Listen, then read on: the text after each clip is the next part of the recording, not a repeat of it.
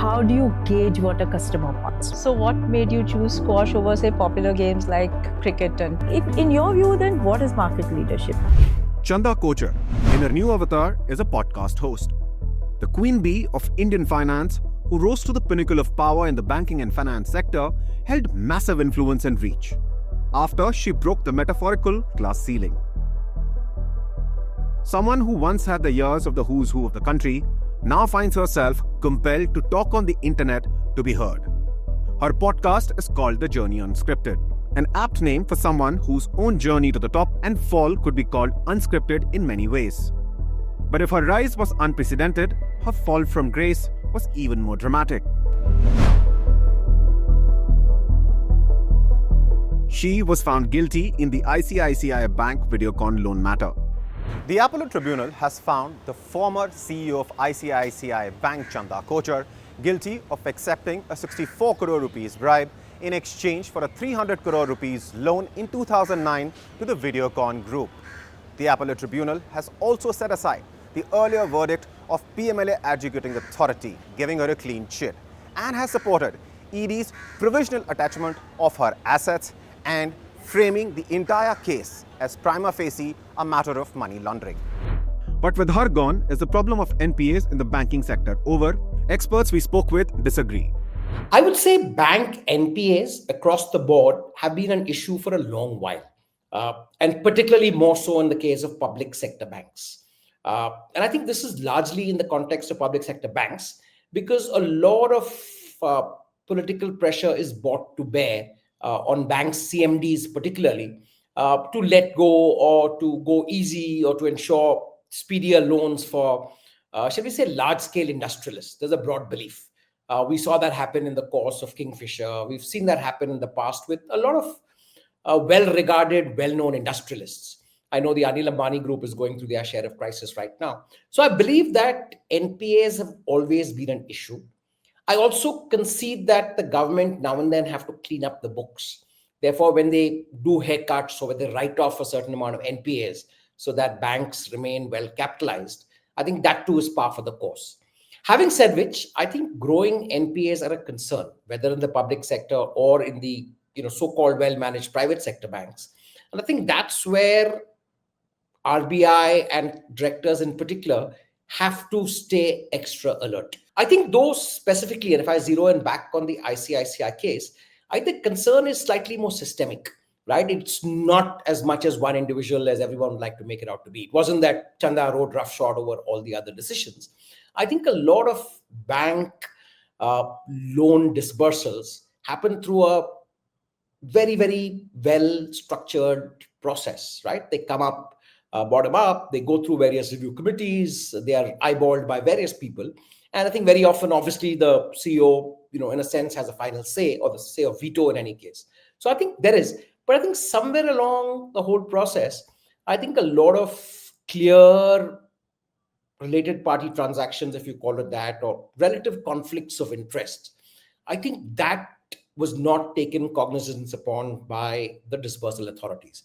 And even this rides even beyond, to an extent, you can say the CEO of the bank, even the board, but certainly the fact that there were seemingly clear conflicts of interest.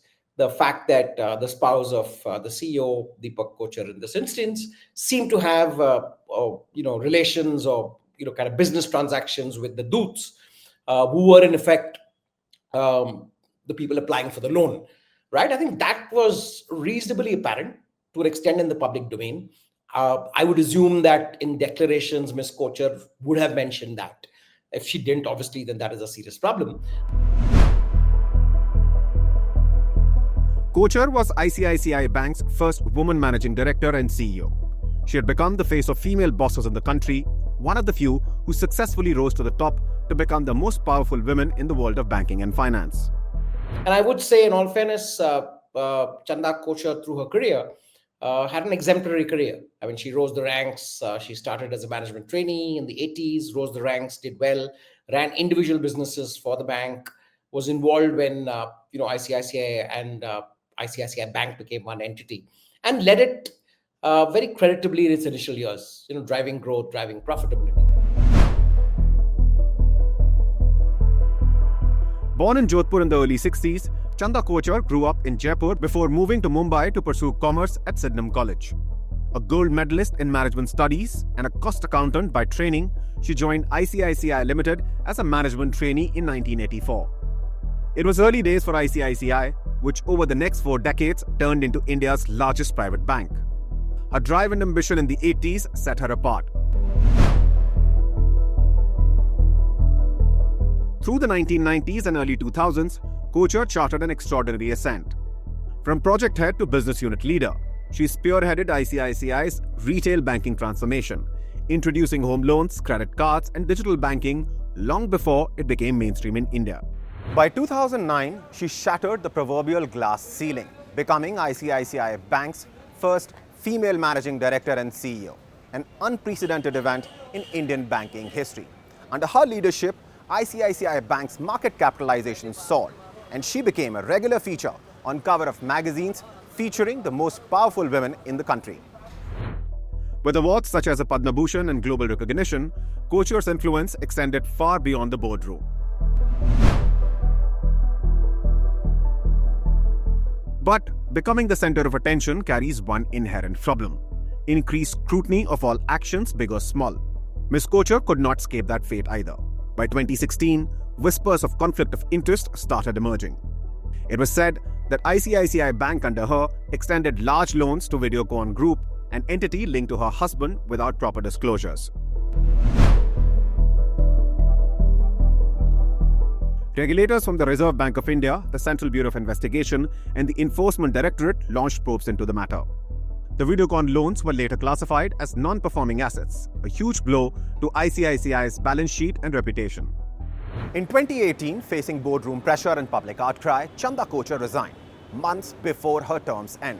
A 2019 inquiry led by Justice B. N. Sri Krishna found her exit termination for cause. In 2022, she, along with her husband, was arrested on money laundering charges. After her departure, Chanda Kochhar virtually vanished from public view. Once the face of Indian banking, her opinions on finance were no longer sought. Awards and honors were overshadowed by the scandal. In articles on banking's future, her name was either omitted or cited as a cautionary tale. The big lesson of the Chanda Kochhar case, to my sense, is for directors in general not to really fall for marquee names. And I think the primary lesson, therefore, for all concerned, for shareholders, investors, and directors in particular, is that don't go with the assumption that everything is kosher just because this is, a well-known company with a distinguished history, with stalwarts as CEOs. The first point is that the Chanda Kochhar case, in my view, is not yet closed. And why is it not closed? Is because the loans that were given, or what has been investigated, and apparently Chanda Kochhar allowed those loans to be given on a quid pro quo basis. Those loans cannot be given by only one person. Those are very large loans. There was a large committee that was set up to approve those loans, and I'm still not sure whether the rest of the people in the committee have got their share of being indicted for this loan being given. Second is that, look, the whistleblowing was done in 2015 or 16, and we are in 2025. Why did it take 9 years to complete this investigation, or to take the whistleblowing seriously and then to close this investigation? Third point I would like to make is that this is just one of the many cases. Why are we not looking at all the NPAs that have happened, which are at least above 1,000 crore or 500 crore? These are large loans that have been taken, and how can they simply become NPAs? And they become NPAs because many of them, not all of them, but many of them have been architected to become NPAs. Kochhar's absence was striking. She went from the front page headlines to a footnote in discussions about corporate ethics. The mighty had fallen, her entire legacy got redefined by the controversy. But it seems she felt she had something left to say. So in early 2025, Chanda Kochhar re-emerged, not on Mumbai high-rises, but on YouTube. Our channel, Journey Unscripted with Chanda Kochhar, launched with the tagline, "Conversations that Inspire Resilience." I think this is an interesting trend. I've been seeing a lot of, you can call them well-known folks who've, obviously gone through a bad patch, who've kind of been shunned by the system, using the podcast route to get back. Right? We saw it recently with Lalit Modi. Vijay Mallya did a recent one with Raj Shamami. Chanda herself has got back to the driver's seat. She's the podcaster in this instance, calling pretty well-known guests, all of whom will end up in some way or the other giving her a positive endorsement. So I think using the podcast route is a nice way to kind of get back into the limelight, kind of let the past be. Two is an interesting way to regain relevance. Third, in some level, and given the fact that she's, like I said, had a sterling career for a long time, is to kind of get the focus out of the negatives and move on in life, which by itself, to my mind, is laudable. But I think what it should not obscure in any way is the fact that there has been a certain amount of wrong done. Well, it's a free country. I would not pass a judgment. The law will take its course. And if she is guilty, which it seems to be, then she will face the punishment that she deserves. But that does not mean that her civil liberties will be taken away, contrary to the law. If it has to be taken away, it will be as per the law. So her going out and painting a different picture is a fundamental right. It's the same reason why we wear makeups. We want to make ourselves look better. We can't deny that to her. I don't think we need to judge whether she is trying to rework herself. As a free citizen, till the time she goes behind bars, she is fully free to do what she wants to do. Her episodes drop bi-weekly. Guests include business stalwarts like Harsh Mariwala of Marico, tech innovators, and social entrepreneurs. As of now, the viewership of the channel is modest, but the engagement is high. Comments reflect admiration. But some argue this may not be organic. As we can't verify it, we will refrain from commenting on it further. However, perhaps this is her, the woman who changed banking, trying to reshape the narrative about herself. Her journey still unfolding.